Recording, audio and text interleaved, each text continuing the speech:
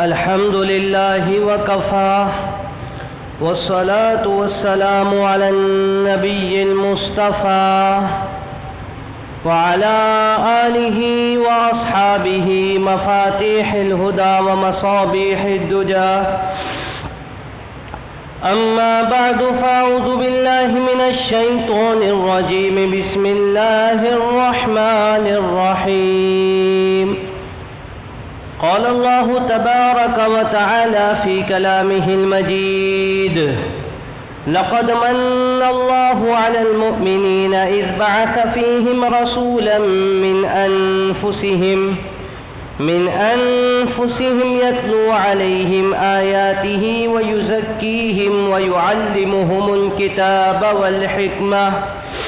وقال النبي صلى الله عليه وسلم: أنا سيد ولد آدم يوم القيامة. صدق الله العظيم وصدق رسوله النبي الأمي الكريم، ونحن على ذلك لمن الشاهدين والشاكرين، والحمد لله رب العالمين. اللهم صل وسلم على سيدنا محمد في أول كلامنا. اللهم صل وسلم على سيدنا محمد في أوسط كلامنا. اللهم صل وسلم على سيدنا محمد في آخر كلامنا. باغ میں جب میں گیا سب طوطیا شیری دما پڑھتی تھی نعت مصطفیٰ بلغ العلا بکمالہ. قمری بھی اپنی ذوق میں ڈالی تھی گردن توق میں، کہتی تھی اپنے شوق میں کشفت دجا بجمالہ. چڑیوں کی سن کر چہچہے انسان بلا کیوں چپ رہے، لازم میں اس پر یوں کہے صلو علیہ وآلہ. انتہائی صد قابل احترام، قابل قدر دوستوں بزرگوں، ربیع الاول کا مہینہ شروع ہو چکا ہے اور آج 3 ربیع الاول ہے. ربیع الاول کا مہینہ وہ مبارک مہینہ ہے جس میں نبی اکرم صلی اللہ علیہ وسلم کی ولادت باسعادت بھی ہوئی، اور اسی مہینے میں آپ صلی اللہ علیہ وسلم کا وصال ہوا. حضرت مولانا حکیم الامہ مجدد الملہ اشرف علی تھانوی صاحب رحمۃ اللہ تعالی علیہ فرماتے ہیں کہ اس اعتبار سے کہ اس مہینے میں نبی اکرم صلی اللہ علیہ وسلم کی ولادت باسعادت ہوئی ہے اور آپ صلی اللہ علیہ وسلم کی صورت میں اللہ تعالیٰ نے ایک بڑا انعام انسانیت کو دیا ہے، تو یہ مہینہ اس اعتبار سے دیگر مہینوں پر فوقیت رکھتا ہے، اس لیے کہ نبی اکرم صلی اللہ علیہ وسلم کی ذات پاک وہ شریعت اسلامیہ کا مرکز ہے، منبع ہے، مصدر ہے. قرآن کریم ملا آپ صلی اللہ علیہ وسلم کے ذریعے، نماز، روزہ، زکوٰۃ اور حج کے احکامات ملے آپ صلی اللہ علیہ وسلم کے ذریعے، اللہ کی توحید سمجھائی آپ صلی اللہ علیہ وسلم نے، اللہ کی عظمتیں بتائی آپ صلی اللہ علیہ وسلم نے، اللہ کی وحدانیت کو ذکر کیا آپ صلی اللہ علیہ وسلم نے، اندھیروں میں ڈوبی ہوئی انسانیت کو اجالوں میں لے کر آئے آپ صلی اللہ علیہ وسلم. حضرت مولانا یوسف بن نوری رحمۃ اللہ علیہ اسی لیے فرماتے تھے کہ شریعت کا مرکز، شریعت کا منبع وہ نبی اکرم صلی اللہ علیہ وسلم کی ذات گرامی ہے. قرآن ہو، احادیث ہو، توحید ہو، رسالت ہو، عقیدہ آخرت ہو، احکامات ہو، عقائد ہو، معاملات ہو، اخلاقیات ہو، سب رسول اللہ صلی اللہ علیہ وسلم کی ذات گرامی کے ذریعے امت کو ملا. تو اس اعتبار سے کہ اللہ تعالیٰ نے اتنا بڑا انعام ربیع الاول میں عطا فرمایا، اس اعتبار سے، اس جزئی فضیلت کے اعتبار سے یہ مہینہ دیگر مہینوں پر فوقیت رکھتا ہے. آپ نے دیکھا کہ جب آفتاب طلوع ہوتا ہے تو پہلے ہلکی ہلکی روشنی نمودار ہوتی ہے جو کہ اس بات کی خبر دے رہی ہوتی ہے کہ آفتاب طلوع ہونے والا ہے۔ رسول اللہ صلی اللہ علیہ وسلم کی ولادت باسعادت کا جب وقت آیا، آپ صلی اللہ علیہ وسلم کو دنیا میں بھیجنے کا اللہ جل شانہ نے ارادہ فرمایا، آفتاب نبوت طلوع ہونے کا وقت آیا تو ایسے ایسے واقعات رونما ہونے لگے جو کہ خبر دے رہے تھے کہ اب ولادت باسعادت قریب ہے، اب آفتاب نبوت طلوع ہونے والا ہے۔ جیسے آسمان کا آفتاب طلوع ہو کر اندھیرے چھٹ جاتے ہیں، اجالا پھیل جاتا ہے، روشنی ہر طرف نمودار ہو جاتی ہے، مصنوعی روشنیاں مان پڑ جاتی ہیں، ایسے ہی جب آفتاب نبوت طلوع ہوا، کفر اور شرک کے اندھیرے چھٹ گئے، ظلم اور زیادتی کا نظام ختم ہوا، خود ساختہ دین وہ سب بجھتے چلے گئے، تو اللہ تعالیٰ نے ترتیب یہی رکھی جو آفتاب آسمان کی طلوع ہونے کی ہے کہ جیسے اس کے طلوع ہونے سے پہلے ہلکی روشنی آتی ہے جو کہ خبر دیتی ہے کہ آفتاب آسمان طلوع ہونے والا ہے، ایسے ہی جب رسول اللہ صلی اللہ علیہ وسلم کی ولادت بسعادت کا وقت قریب آیا، ایسے ایسے عجیب واقعات پیش آنے لگے کہ جو اس بات کی خبر دے رہے تھے اب آفتاب نبوت طلوع ہونے والا ہے۔ انہی واقعات میں سے ایک واقعہ حضرت عبد المطلب کا ہے جو رسول اللہ صلی اللہ علیہ وسلم کے دادا اور اس وقت عرب کے سب سے زیادہ حسین و جمیل فرد تھے اور سب سے زیادہ سخی تھے، سب سے زیادہ وجاہت والے تھے۔ حضرت عبد المطلب فرماتے ہیں میں خانہ کعبہ میں حتیم کے قریب سو رہا تھا، ایک شخص میرے خواب میں آیا اور کہنے لگا احفر برہ کہ برہ کو کھودے۔ میں نے پوچھا وما برہ، یہ برہ کیا ہے؟ وہ چلا گیا۔ اگلے دن پھر خواب میں آیا، کہنے لگا احفر المظنونہ، مظنونہ کو کھودے۔ میں نے پوچھا وما المظنونہ، یہ مظنونہ کیا چیز ہے؟ وہ شخص پھر چلا گیا۔ تیسری رات پھر سوئے، خواب میں وہی آیا، کہنے لگا احفر طیبہ، طیبہ کو کھودے۔ تو فرماتے ہیں میں نے پوچھا وما طیبہ، وہ چلا گیا۔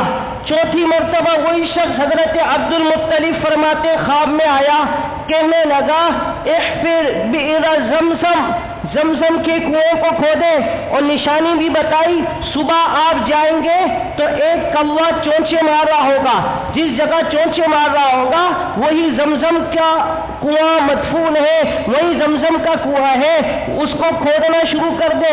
حضرت عبد المطلب صبح ہو کر اس جگہ تشریف لے گئے، ایک کوا چونچے مار رہا تھا، اس وقت ان کا ایک ہی بیٹا تھا حارث، اس کو ساتھ ملایا اور اس کی کھدائی شروع کر دی۔ 3-4 دن تک مسلسل کھودتے رہے، قریش والوں سے بھی مدد طلب کی، سب نے انکار کر دیا، ان کا مذاق اڑایا۔ 3-4 دن کی کھدائی کے بعد وہ بئر زمزم کی منڈیر ظاہر ہو گئی۔ حضرت عبد المطلب نے اللہ کی تکبیر بلند کی اور کہنے لگی یہ تو اسماعیل کی یادگار ہے۔ پھر اس کے ارد گرد حوض بنا دیے، یہاں سے حجاج کو سیراب کیا جانے لگا۔ ابھی رسول اللہ صلی اللہ علیہ وسلم کی ولادت باسعادت نہیں ہوئی تھی، اللہ تعالی نے زمزم کا کنواں جو بدعملیوں کی وجہ سے یا اللہ کی حکمت کی وجہ سے عارضی طور پر بند ہو گیا تھا، وہ جاری کر کے اشارہ فرما دیا یہ زمزم قیامت تک حاجیوں کو سیراب کرے گا اور میرے آنے والے محمد وہ قیامت تک علم کے پیاسوں کو سیراب کریں گے۔ یہ ایک مناسبت ہے، یہ ایک اللہ کی ترتیب ہے کہ ولادت سے پہلے ہی ایسے واقعات رونما ہونے لگے۔ پھر جب آپ صلی اللہ علیہ وسلم کی ولادت سے پہلے حضرت عبد المطلب نے اس کنویں کو دریافت کیا تو اس وقت ایک نظر مانی تھی کہ میرا ایک ہی بیٹا حارث ہے، اگر میرے اور بیٹے ہوں اللہ تعالیٰ مجھے 10 بیٹے دے جو جوان ہو کر میری مدد کو آئے اور اس قابل ہو کہ میری مدد کر سکے تو میں ایک بیٹا اللہ کے راستے میں ذبح کروں گا۔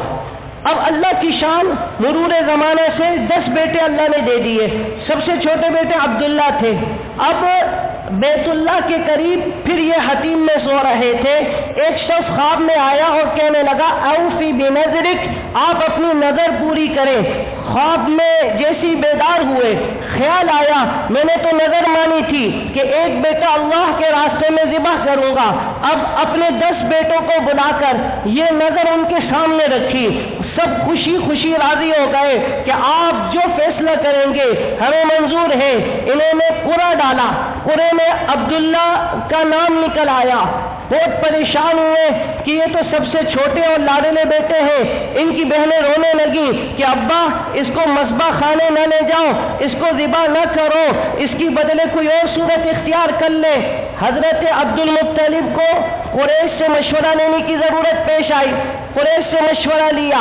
قریش والے نے کہا فلانی جگہ ایک عورت ہے جو اسرار کا علم رکھتی ہے، آپ جائیں ان کے پاس، اس سے مشورہ کر لیں۔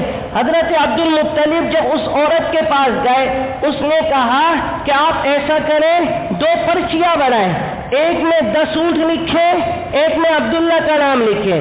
اگر 10 اونٹ والی پرچی نکل آئے تو 10 اونٹ ذبح کر دیں، عبداللہ کو چھوڑ دیں۔ اگر ایسا نہ ہو تو پھر دوبارہ 2 پرچیاں بنائے، دوبارہ قرآن دازی کریں، اس میں 10 اونٹ بڑھا دیں، 20 اونٹ اور عبداللہ کی پرچی ڈالیں۔ اگر عبداللہ کا نام دوبارہ نکل آتا ہے پھر 10 اونٹ اور بڑھائیں اور ایک اور قرآن دازی کریں، قرآن دازی کرتے رہیں یہاں تک کہ اونٹ کا نام نکل آئے۔ چنانچہ انہوں نے اس پر عمل کیا اور قرآن دازی شروع کر دی۔ پہلے 10 اونٹ لکھے، ایک طرف عبداللہ لکھا، پھر عبداللہ کا نام آیا، کرتے کرتے 100 اونٹ کی پرچی ڈالی اور ادھر حضرت عبداللہ کے نام کی پرچی ڈالی۔ جب 100 اونٹ کی پرچی ڈالی تو وہ 100 اونٹ والی پرچی نکل آئی اور انہوں نے اس بات کا تہیہ کر لیا کہ عبداللہ کو نہیں ذبح کروں گا، اب اس کی جگہ 100 اونٹ ذبح کروں گا۔ اس وقت سے عرب میں ایک انسان کی دیت 100 اونٹ ہے۔ بہرحال تو اس شان سے رسول اللہ صلی اللہ علیہ وسلم کے والد کی جان چھڑی اور آپ صلی اللہ علیہ وسلم کے والد کی بدلے 100 اونٹ نحر کیے گئے، ذبح کیے گئے۔ اب جب عبداللہ جوان ہوئے تو ان کے والد رسول اللہ صلی اللہ علیہ وسلم کے دادا عبد المطلب کو فکر ہوئی کہ اب ان کا نکاح کر دینا چاہیے۔ اس وقت سب سے معزز خاندان تھا بنو زہرہ، ان کی بیٹی وہب بن عبد مناف، ان کے فرد وہب بن عبد مناف کی بیٹی آمنہ کا انتخاب کیا کہ میں ان کا نکاح آمنہ سے کروں گا جو اپنے چچا وہیب بن عبد مناف کی پرورش میں تھی۔ اب عبد المطلب عبداللہ کو لے کر جا رہے ہیں نکاح کرنے کے لیے۔ تاریخ ابن کثیر میں لکھا ہے راستے میں ایک عورت ملی یہودیہ جو عیسائیت کا بھی علم رکھتی تھی اور تورات کا بھی علم رکھتی تھی۔ اس نے عبداللہ کو جاتے ہوئے دیکھا تو اس کو عبداللہ کی پیشانی میں نور نبوت چمکتا ہوا نظر آیا۔ اس نے سوچا یہ نور مجھ میں منتقل ہو جائے اور عبداللہ کو ہم بستری کی دعوت دے دی اور گناہ کی دعوت دے دی۔ حضرت عبداللہ یاد رکھے انبیاء جو ہوتے ہیں ان کا نسب اوپر سے نیچے تک پاک دامن ہوتا ہے۔ نبیوں کی بیوی کافرہ تو ہو سکتی ہے، زانیہ نہیں ہو سکتی۔ حضرت لوط علیہ السلام کی بیوی، حضرت نوح علیہ السلام کی بیوی یہ کافرہ تھی، زانیہ نہیں تھی۔ انبیاء کا نسب شروع سے آخر تک پاک ہوتا ہے، اس میں کسی قسم کی ملاوٹ نہیں ہوتی۔ چنانچہ عبداللہ نے کہا جس گناہ کی طرف تو مجھے بلا رہی ہے حرام کا ارتکاب کرنے سے موت بہتر ہے، میں موت تو قبول کر لوں گا، اس کام کی طرف نہیں آؤں گا۔ پھر حضرت عبداللہ چلے اور نکاح ہو گیا، 3 دن وہیں ٹھہرے رہے بنو زہرہ قبیلے میں اور ہم بستری ہوئی، وظیفہ زوجیت ادا ہوا۔ پھر آئے وہی یہودیہ عالمہ دوبارہ ملی اور کہنے لگی کہ عبداللہ میں کوئی بدکار عورت نہیں ہوں، میں نے تجھے جو اپنے پاس بلایا تھا اور دعوت گناہ دی تھی وہ صرف اس لیے کہ تیری پیشانی میں میں نور نبوت دیکھ رہی تھی، اب وہ نور نبوت نہیں رہا، اب مجھے تیری کوئی حاجت نہیں ہے۔ اللہ اکبر۔ رسول اللہ صلی اللہ علیہ وسلم اپنے والد کی صلب میں ہے، نور نبوت چمک رہا ہے، اپنے والد کی صلب میں ہے، اس نور نبوت کی چمک دنیا والے دیکھ رہے ہیں۔ اس شان سے حضور آئے۔ پھر حضرت آمنہ سے جب نکاح ہو گیا اور حضرت آمنہ سے وظیفہ زوجیت بھی ادا ہو گیا، اب وہ نور نبوت حضرت آمنہ میں منتقل ہوا۔ حضرت آمنہ فرماتی ہے بڑی بڑی عورتیں حاملہ ہوئی ہیں، بڑی بڑی عورتوں کو میں نے حاملہ ہوتے دیکھا، کوئی الٹی کرتی ہے، کسی کی طبیعت گڑا ہو جاتی ہے، کوئی جو ہے پریشان ہوتی ہے، کسی کو راتوں میں نیند نہیں آتی۔ میں قربان جاؤں اس حمل پر، جب سے یہ میرے پیٹ میں آیا ہے اور معاملات آسان ہو گئے۔ میں جہاں جاتی ہوں وہ زمین سہل ہو جاتی ہے، میں جہاں گزرتی ہوں وہاں خوشبوئیں آنے لگ جاتی ہیں۔ اگر میں کنویں کے پاس جاؤں اور کنویں کے اندر صرف دیکھوں پانی خود اوپر آ جاتا ہے۔ میں حیران ہو گئی کہ کیسا بابرکت حمل اللہ تعالیٰ نے مجھے دیا ہے، نہ کوئی الٹی ہے، نہ کوئی گرانی ہے، نہ کوئی بیماری ہے، نہ کوئی شب بیداری ہے۔ یہ سکون ہی سکون ہے، راحت ہی راحت ہے، آرام ہی آرام ہے، برکت ہی برکت ہے۔ آمنہ کی سہیلیاں وہ حضرت آمنہ کے پاس آ کر کہتی کہ آمنہ آپ ایسا کرو، کنویں تک ہمارے ساتھ چلو، کہیں ایسے ہمارے ساتھ چلو، آپ پانی نہیں بھرنا، صرف کھڑی ہو جانا، وہ پانی اوپر آ جائے گا، ہم ڈور اور رسی کی مشقت سے بچ جائیں گے۔ اس شان سے نبی آئے، اس عظمت سے نبی آئے، اس رفعت سے نبی آئے۔ تبھی کسی شاعر نے کیا خوب کہا، ارباب نظر کو کوئی ایسا نہ ملے گا، بندے تو ملیں گے مولا نہ ملے گا، تاریخ اگر ڈھونڈے گی ثانی محمد، ثانی بڑی چیز ہے سایہ نہ ملے گا۔ اس شان سے حضرت صلی اللہ علیہ وسلم ہے۔ پھر جب ولادت بسعادت کا وقت قریب آیا، حضرت آمنہ رضی اللہ عنہ نے خواب دیکھا۔ فرماتی ہے خواب میں ایک کہنے والا کہہ رہا تھا، ھذا سید الامہ، یہ جو تیری پیٹ میں حمل ہے یہ اس امت کا سردار ہے، خبردار جب یہ پیدا ہو اس کو اللہ وحدہ لا شریک لہ کی پناہ میں دے دینا، ہر حاسد کے حسد سے بچنے کے لیے، ہر برا چاہنے والے کی برائی سے بچنے کے لیے، ہر بدخواہ کے بدخواہی سے بچنے کے لیے پیدا ہوتے اس کو اللہ کی پناہ میں دینا۔ اور اس کی علامت یہ ہے جب یہ پیدا ہوگا تو تیری بطن سے ایک نور روشن ہوگا جس سے شام کے محلات تک روشن ہو جائیں گے۔ چنانچہ وہ وقت آیا جب حضرت صلی اللہ علیہ وسلم کی ولادت بسعادت ہوئی، اور تاریخ میں آتا ہے 8 ربیع الاول کا دن تھا اور چاش کا وقت تھا۔ 8 ربیع الاول کا دن، ایک قول 9 ربیع الاول کا ہے، ایک قول 12 ربیع الاول کا ہے، ایک قول 10 ربیع الاول کا ہے، لیکن صحابہ کرام رضی اللہ تعالی عنہم نے جو قول نقل کیا وہ 8 کا نقل کیا ہے، اسی لیے اس کو مورخین اور محققین راجح قول قرار دیتے ہیں۔ حضرت ابن عباس، حضرت جبیر ابن مطعم رضی اللہ تعالی عنہما، ان دونوں سے 8 ربیع الاول کا قول منقول ہے۔ ہماری امت تو ہمارے لوگ سادے جہاں لے جاؤ وہاں چلے جاتے ہیں، ان کو نہ تحقیق کرنی ہے نہ پوچھنا ہے، جہاں لے جاؤ وہ وہاں چلے جاتے ہیں۔ تو 8 ربیع الاول حضرت صلی اللہ علیہ وسلم کی ولادت بسعادت کا دن ہے۔ اب جب حضرت صلی اللہ علیہ وسلم کی ولادت بسعادت کا وقت قریب آیا، جو خواتین پاس موجود تھی ہم کہتی ہیں ہم حیران رہ گئے، ہم نے بڑی بڑی جو ہے بچوں کی ولادت میں حاضری دی ہے، ہم نے بڑے بڑے جو ہے بچوں کی دائیاں بن کر ان کی خدمت کی ہے۔ یہ بچہ بڑا عجیب تھا، سہولت سے پیدا ہوا اور پیدا ہوتے ہی سارا جہاں روشن ہو گیا اور تارے ٹوٹتے ہوئے نظر آئے۔ دائیاں کہتی ہیں لگ رہا تھا میرے اوپر یہ تارے گر جائیں گے۔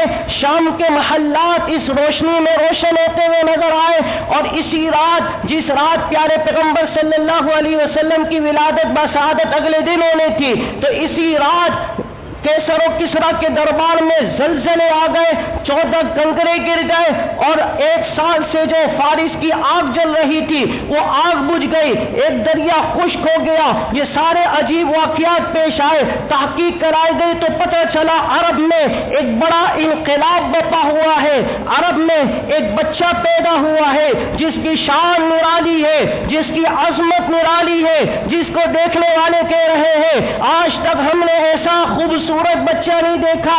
ارے عبد المطلب کہنے لگے شام گیا ہوں، بڑے بڑے ممالک میں میں نے سفر سفر کیا ہے، ایسا حسین میری آنکھوں نے نہیں دیکھا۔ حضرت جبریل علیہ السلام نے بھی کہا ہوگا میں نے حضرت آدم سے لے کر حضرت عیسیٰ تک مختلف پیغمبروں پر وحی لانے کی خدمت انجام دی، میری آنکھوں نے بھی ایسا حسین نہیں دیکھا۔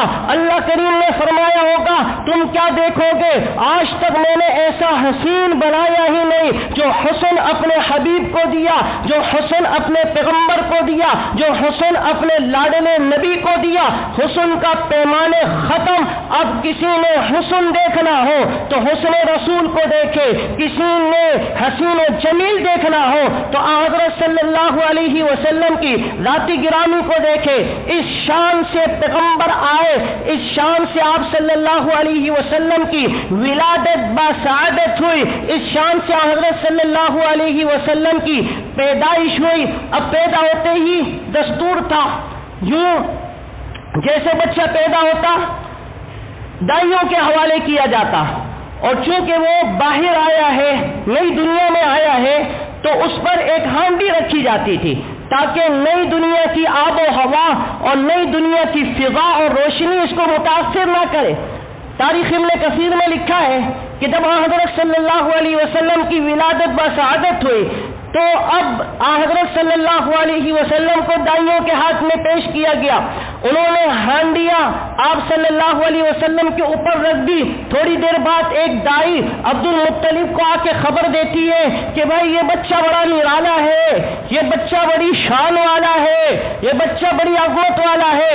ہم نے بھی اس سے پہلے اور بچوں پر ہانڈیاں رکھی تھی، لیکن جیسے ہی اس پر ہانڈی رکھی تھوڑی دیر کے بعد دیکھا اس کے دو ٹکڑے ہو گئے، ایک ٹکڑا ادھر پڑا ہوا ہے، ایک ادھر پڑا ہوا ہے۔ یہ آسمان کو دیکھ کر مسکرا رہے ہیں۔ ذوق والوں نے لکھا، کہنے والوں نے کہا یہ ہانڈی ٹوٹی اس لیے ہے کہ اللہ تعالیٰ سے آسمانوں نے دعا کی ہوگی، اللہ تعالیٰ سے شجر و حجر نے دعا کی ہوگی، اللہ تعالیٰ سے فضا نے دعا کی ہوگی، اے اللہ جس کا انتظار تھا آج وہ آیا ہے، جس کے لیے ہمیں بنایا گیا آج وہ آیا ہے، جس کے لیے ہمیں بسایا گیا آج وہ آیا ہے، جس کے لیے ہمیں سجایا گیا آج وہ آیا ہے۔ اے اللہ آج اس کا حسن ان سے چھپا لیا گیا۔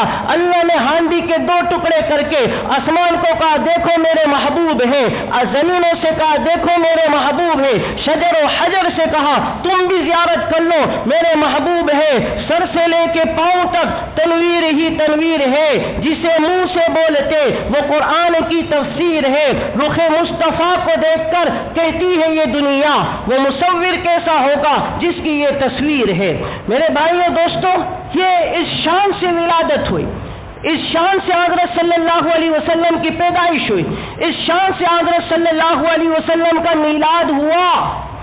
میلاد کا معنی آتا ہے ولادت، ولد یلد ولادتن و میلادن، میلاد مصدر ہے، اس کا معنی آتا ہے پیدا ہونا، وجود پانا، پیدائش، اس کو کہتے ہیں میلاد۔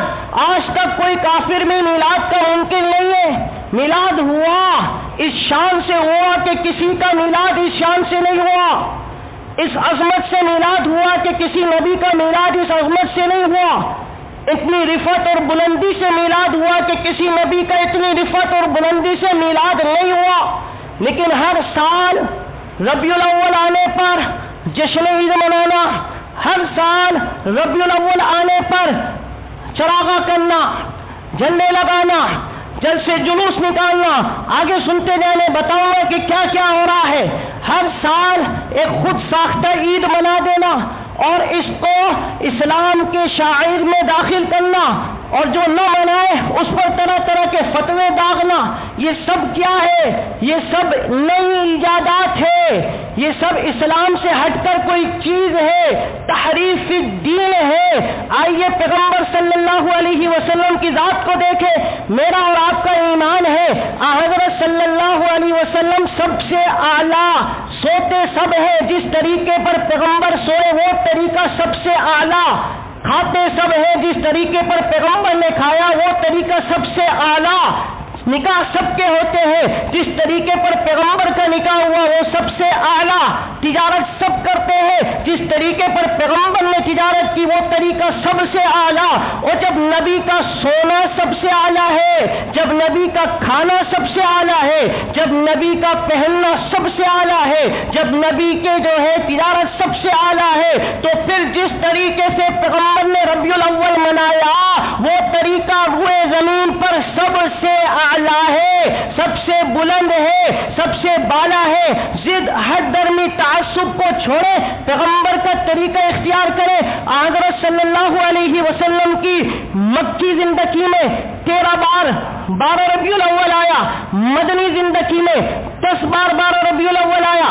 حضرت ابو بکر رضی اللہ عنہ کی خلافت میں 2 بار 12 ربیع الاول آیا، حضرت عمر کی خلافت میں 10 بار 12 ربیع الاول آیا، حضرت عثمان کی خلافت میں 12 مرتبہ 12 ربیع الاول آیا، حضرت علی کی خلافت میں 6 بار 12 ربیع الاول آیا، حضرت معاویہ رضی اللہ عنہ کی خلافت میں 19 بار 12 ربیع الاول آیا، حضرت امام اعظم ابو حنیفہ رحمہ اللہ کے زمانے میں 47 بار 12 ربیع الاول آیا، امام مالک کے زمانے میں 60 بار 12 ربیع الاول آیا، امام شافعی کے زمانے میں 55 بار 12 ربیع الاول آیا، امام احمد بن حنبل کے زمانے میں 38 بار 12 ربیع الاول آیا، شیخ عبد القادر جیلانی پیران پیر محبوب سبحانی جن کا نام بڑے شوق و ذوق سے لیا جاتا ہے، ان کے زمانے میں 44 بار 12 ربیع الاول آیا، حضرت خواجہ بابا فرید الدین شکرگنج کے زمانے میں 70 بار 12 ربیع الاول آیا۔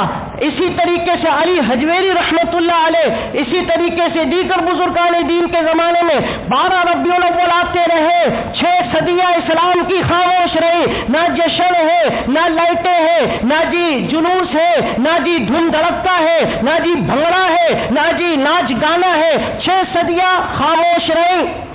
جب 6 صدیاں اسلام کی گزر گئی، 604 ہجری 2 بندے، اور ان کے بارے میں تاریخی روایات مختلف ہیں۔ تاریخ ابن خلکان نے لکھا ہے، ایک کا نام تھا ابو سعید مصور الدین اور ایک کا نام تھا ابن خطاب ابن دحیہ، یہ عیاش قسم کے بادشاہ تھے۔ انہوں نے سوچا کہ ہم مسلمانوں کے دلوں کے اندر اپنی دینی ہیبت کیسے ڈالیں، ہم مسلمانوں کے دلوں کے اندر اپنی دینی جو ہے دلچسپی کیسے بٹھائیں۔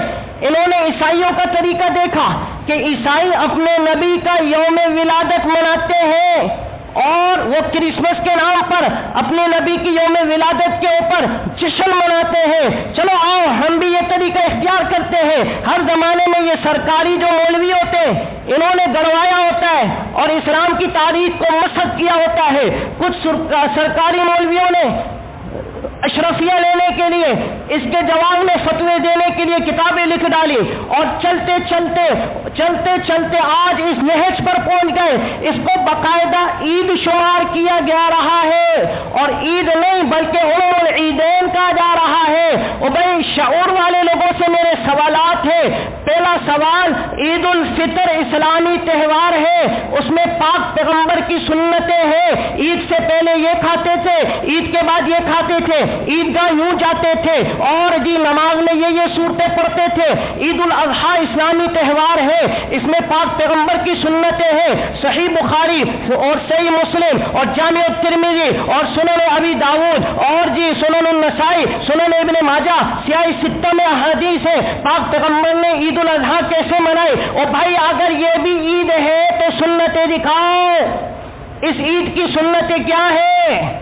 اور بھائی اگر یہ عید ہے تو سنتیں دکھائیں کہ اس عید کی سنتیں کیا ہے۔ رسول اللہ صلی اللہ علیہ وسلم نے تو فرمایا، لا تتخذوا قبری عیدا، میری قبر کو بھی عید نہ بنانا۔ جہاں پر پیغمبر صلی اللہ علیہ وسلم حیات ہے، آپ صلی اللہ علیہ وسلم پر ہر وقت 70,000 فرشتے سلامی کے لیے پیش ہے، وہ جگہ کتنی اعلیٰ ہے، وہ جگہ کتنی افضل ہے، وہ جگہ کتنی برکتوں والی ہے۔ فرمایا اس کو بھی عید نہ بناؤ، اس پر بھی میلے ٹھیلے نہ کرو، اس پر بھی جو ہے دم دھڑکا نہ کرو۔ لیکن افسوس سے کہنا یہ پڑ رہا ہے، ہمارے لوگ دین سے اور حق سے دور ہو گئے اور انہوں نے نئے نئے طریقے گھڑ لیے۔ اب آپ کو میں بتاؤں، گزشتہ سال ایسا ہوا، ملتان کے اندر ایک عورت کو سنوارا گیا، پھر کہتے ہیں جی امام صاحب ایسے نہیں بولو۔ امام صاحب کیا کرے؟ جب پیغمبر کا نام لے کر بے حیائی کی جائے گی تو کیسی چپ رہے؟ ایک عورت کو سجایا گیا اور اس کو حور بنایا گیا اور کہا گیا اس کو دیکھو، پیغمبر کا میلاد ایسے بناؤ کہ پیغمبر کی مخالفت کرو۔ نبی علیہ السلام نے فرمایا علی لا تتبع النظرة النظرة فإن لك الأولى وليست لك الآخرة۔ اے علی، جب آپ کی نگاہ کسی غیر محرم پر پڑ جائے تو نگاہ فوراً ہٹا لے، دوبارہ نہ دیکھے۔ پیغمبر فرمانے غیر محرموں کو نہ دیکھو۔ کہتے ہیں میلاد یوں منائیں گے کہ حور کو ہم سجائیں گے، سارے لوگ اس کو دیکھ کر رسول اکرم صلی اللہ علیہ وسلم کی شریعت کا جنازہ نکالے۔ اور ایک اور واقعہ پیش آیا گزشتہ سال راولپنڈی راجہ بازار میں، ادھر عصر کی اذان ہو چکی، عصر کی نماز پڑھ رہے ہیں، ادھر لوگ باہر بھنگڑا ڈال رہے ہیں، ناچ رہے ہیں، گا رہے ہیں۔ پیغمبر تو دنیا سے جاتے وقت کہہ کر گئے تھے الصلاۃ، نماز نہ چھوڑنا۔ تو میرے بھائیوں، ہم کدھر جا رہے ہیں اور آگے کیا کیا دیکھنا رہ گیا؟ تو اس لیے واپس لوٹ آئے۔ معتدل المزاج علماء سے درخواست ہے، جو معتدل المزاج ہیں، جو یہ سمجھتے ہیں کہ پیارے پیغمبر صلی اللہ علیہ وسلم کی جو پیدائش کی خوشی ہر مسلمان کو ہے، لیکن خوشی منانے کا طریقہ وہ ہو جو ابو بکر نے اختیار کیا، جو عمر نے اختیار کیا، جو عثمان و علی نے اختیار کیا، جو بزرگان دین نے اختیار کیا۔ میرے بھائیوں، محبت کا دعویٰ آپ کو بھی ہے، ہمیں بھی ہے، محبت کا دعویٰ آپ بھی کرتے ہیں، ہم بھی کرتے ہیں، انداز اپنا اپنا۔ آپ نے 600 صدی کے بعد آنے والے مظفر الدین کا انداز اختیار کیا، ہم نے روضے رسول میں سوئے ہوئے ابو بکر اور عمر کا انداز اختیار کیا۔ آپ قیامت میں اٹھیں گے، مظفر الدین اور ابن خطاب ابن دحیہ آپ کے ساتھ ہوگا، انشاءاللہ ہم اٹھیں گے، ادھر ابو بکر اور عمر ساتھ ہوں گے۔ اس لیے خدا کے لیے گزارش یہ ہے، آخری ایک حدیث سنا کے بعد ختم کرتا ہوں۔ نبی کریم صلی اللہ علیہ وسلم نے فرمایا کہ میں جب حوض کوثر کے جام پلاؤں گا، کچھ لوگ آئیں گے اور ان کے چہرے بھی سنت کے مطابق ہوں گے، میں ان کو حوض کوثر کے لیے پانی بنا کر دینے کے لیے تیار ہوں گا۔ ادھر فرشتے آ کر انہیں دور کر دیں گے، فرشتے آ کر دور کر دیں گے۔ پوچھا گیا اللہ کے رسول ایسے کیوں ہوگا؟ فرمایا میں کہوں گا یہ تو میرے امتی ہیں، آنے دو۔ وہ کہیں گے اللہ کے نبی آپ کو معلوم نہیں آپ کے بعد انہوں نے کیا کیا، آپ کے بعد انہوں نے دین کا حلیہ بگاڑ کے رکھ دیا، آپ کے بعد انہوں نے نئی نئی بدعات اور نئی نئی خرافات دین کے اندر داخل کر لی۔ جو کام آپ کے پیارے صحابہ نے نہیں کیا، جو کام 600 صدیوں تک خالی رہے، انہوں نے اس کو یوم العیدین بنایا، اور جو عید میں جھنڈے نہ لگائے، جو بتیاں نہ لگائے، اس پر کفر کے گستاخ کے فتوے جاری کر دیے۔ حضرت صلی اللہ علیہ وسلم فرمائیں گے سحقاً سحقاً لمن غیر بعدی، اس بدعتی کو یہاں سے نکال دو، یہ میرے بعد میرے دین کو بدلنے والا ہے۔ اور بدعت وہ گناہ ہے جو پیغمبر کو جنت میں بھی افسردہ کر دے گا، بدعت وہ گناہ ہے جس سے پاک پیغمبر روزہ رسول والے پیغمبر حوض کوثر پلاتے وقت بھی غمگین ہو جائیں گے۔ اس لیے صحیح مشن کو اپنائیں، صحیح سنت کو اپنائیں، صحیح جو ہے طریقے پر آئیں اور نئے نئے دین میں ایجادات سے بچیں۔ اللہ تعالی ہم سب کو سمجھنے کی عمل کی توفیق عطا فرمائے۔ وآخر دعوانا الحمدللہ رب العالمین۔ إياك نستعين إياك نعبد وإياك نستعين اللهم صل على سيدنا وحبيبنا ومولانا محمد وعلى آل سيدنا وحبيبنا ومولانا محمد وبارك وسلم تسليما وزه عنا ما هو أهله وأنزله المقعد المقرب عندك يوم القيامة يا إله العالمين يا ذا الجلال والإكرام يا حي يا قيوم يا قاضي الحاجات يا دافع البليات يا شافي الأمراض يا حل المشكلات يا إله العالمين يا إلهنا وإله كل شيء یا اللہ ہم سب کے تمام صغیرہ کبیرہ اگلے پچھلے علانیہ خفیہ تمام گناہوں کو معاف فرما۔ یا اللہ اس سے پہلے ہم نے جتنے گناہ کیے اللہ ہم سب کو معاف فرما، اللہ ہماری خطاؤں کو معاف فرما۔ یا پروردگار ہم اپنے گناہوں پر نادم شرمندہ ہیں، اللہ کریم ہم اپنے گناہوں کی دلائل نہیں پیش کرتے، یا اللہ آپ سے عاجزی سے معافی مانگتے ہیں، مولا کریم ہمیں معاف فرما۔ یا اللہ ہمارے والدین کو بھی معاف فرما، یا اللہ امت مسلمہ کے ایک ایک مرد عورت کو معاف فرما۔ یا الہ العالمین، یا اللہ ہمیں سنتوں کے راستے پہ چلنے کی توفیق عطا فرما، پیارے حبیب صلی اللہ علیہ وسلم کے پیارے راستوں پر چلنے کی توفیق عطا فرما، خرافات بدعات سے ہم سب کی اللہ حفاظت فرما۔ یا الہ العالمین، جتنی زندگی باقی ہے قرآن و سنت کے مطابق گزارنے کی توفیق عطا فرما۔ یا اللہ کریم، یا الہ العالمین، جتنے مسلمان بیمار ہیں سب کو صحت کاملہ عاجلہ مستقلہ عطا فرما۔ یا اللہ جو پریشان ہیں ان کی پریشانیاں دور فرما۔ یا اللہ جہاں مسلمان بے بس ہیں اللہ ان کی بے بسی دور فرما۔ یا اللہ اسلام اہل اسلام کے خلاف جہاں جہاں جس موڑ پر جس مقام جس محاذ پر سازشیں ہو رہی ہیں سب ناکام فرما۔ یا اللہ اسلام کو اہل اسلام کو سربلندی عطا فرما۔ یا اللہ مسلمانوں میں اتحاد اور اتفاق پیدا فرما۔ یا اللہ تمام یا اللہ اختلافات بھلا کر ہم سب کو ایک اور نیک بنا۔ یا اللہ ہم سب کو ایک اور نیک بنا۔ یا اللہ ہم سب کو ایک اور نیک بنا۔ اللہم صلی علی سیدنا و حبیبنا و مولانا محمد وعلی آلہ و اصحابہ اجمعین، آمین برحمتک یا ارحم الراحمین۔